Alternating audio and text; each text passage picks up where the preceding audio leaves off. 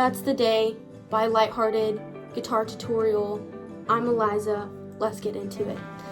That's the Day is a song off of our recent record that goes a little bit like this. And there's also a acoustic version, which sounds a little bit like this. To start us off, I'm gonna be in open D, D, A, D, F sharp, A, D, capo 5. We're in the key of G. I'm gonna start us with the strumming pattern, which I will have up here as reference as I walk you through it. But the primary positionings we're gonna be using is open and second fret on the second string and your first fret on the fourth string. Strumming pattern is a little bit like this. Down, down, up, down, up, down, up, down, down, up, down, up, down with a hammer on. Up, up, down, down, up, down, up, down, hammer on, up, down, up. So that's the intro and pretty much the strumming pattern you'll use through the whole song. I'm gonna sing through the verse and also put it up on the screen so you can get a feel for what this feels like. When the sun just don't wanna rise and the moon's too tired to pull the tide, when the stars start falling from the sky and there's no difference between day and night, and then go up to this third position. That's the day, which is the same thing but slid up 2 frets. When I'll stop loving you.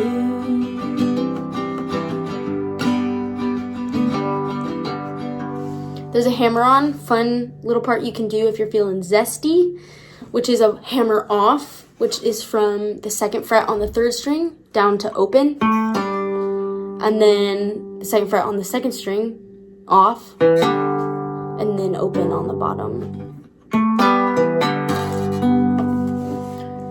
Moving on to the chorus, moving up to the 5th position, so the D and the C are going back and forth between those. You move from the 2nd and 3rd position up to the 5th. You may not be here by my side, that don't mean I ain't. Back to the 2nd position. Gonna try and show you. And then this is a walk down progression. Go back to the 5, that I'm not foregoing. 3, to stop, 2, loving you.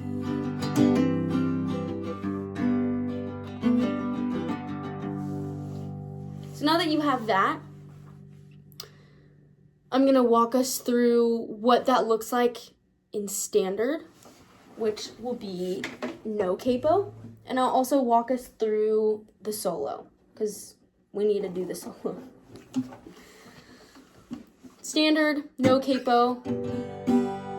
You're just pretty much doing this hammer on to make it a C or a 4. That's why in the chord chart it's annotated as a 4, because it's the C. So it's the same strumming pattern.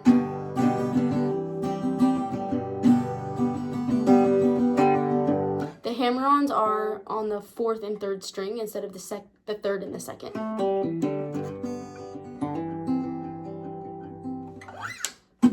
That orients you enough there. I prefer to play the 5 or the D as a slide up of the C over G. Another note, I prefer to play the G in this position versus this.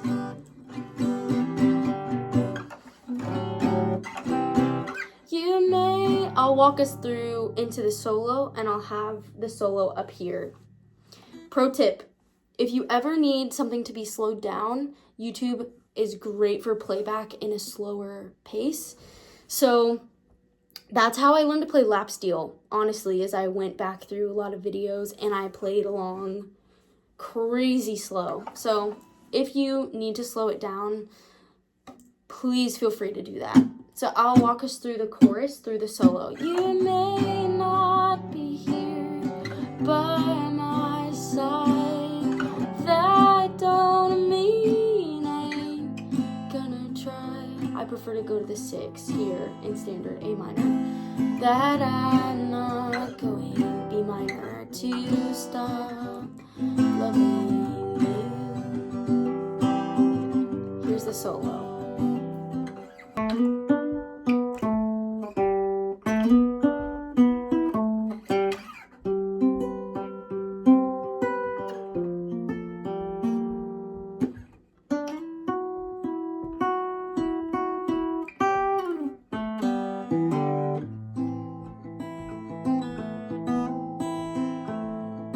No, I'm not going to stop loving you. For the outro, it goes to the 5 minor. So I prefer to play it in this positioning up here, keeping the bar loose like this.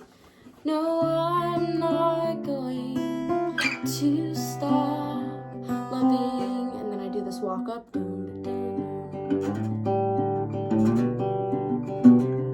No, I'm not going to stop loving you. No, I'm not going to stop loving you.